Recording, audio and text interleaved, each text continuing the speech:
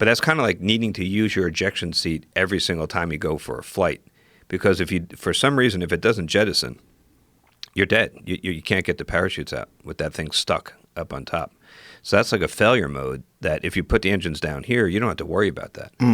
Plus, you carry it with you the whole time. So you could use those powerful engines to really get quickly away from the booster, like the Falcon 9, if it's having a bad day. You can use those. If it's blowing up? Yeah. It's a bad day.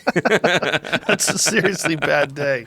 What does that look like? Can you pull up the SpaceX? What's it? Dragon what? The Crew Dragon. Crew Dragon. Whoa. There she is. That looks like something from the future. That's the test we just did. That's an artist drawing of it. But this is the final big test we had to do before we actually put people inside. And we did that successfully just a couple of weeks ago.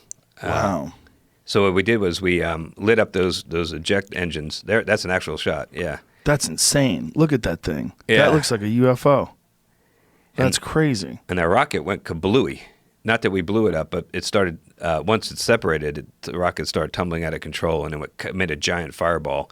And is that normal or expected? We kind of thought that would happen, yeah. Well, you were right.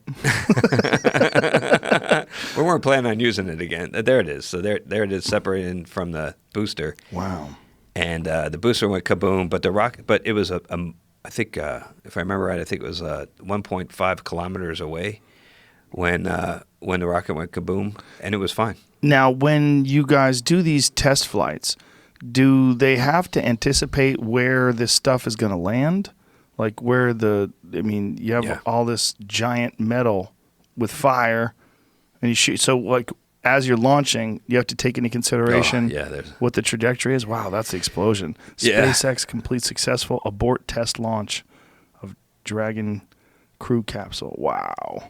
Yeah. So you have to think about so they have to calculate what speed, how fast the Earth is spinning, where it's going to drop. Well, that's why, and theoretically, you got to be ready for this any given flight. Mm-hmm. Now, this one we knew it was going to happen, but it could happen anytime. So that's why we always launch out over the ocean. Oh, okay. And that's why Cape Canaveral is where Cape Canaveral is, because if you look at a map of Florida, the Cape is where Florida juts out, has a little prominence that juts out to the east into the Atlantic. And that way you can go due east, which is generally what you want to do when you launch, or you can even turn a little bit north or south, and you're not going to fly over anybody's house or Disneyland or anything. And if something goes wrong, in the old days, like on the shuttle, we actually had explosives on the tank.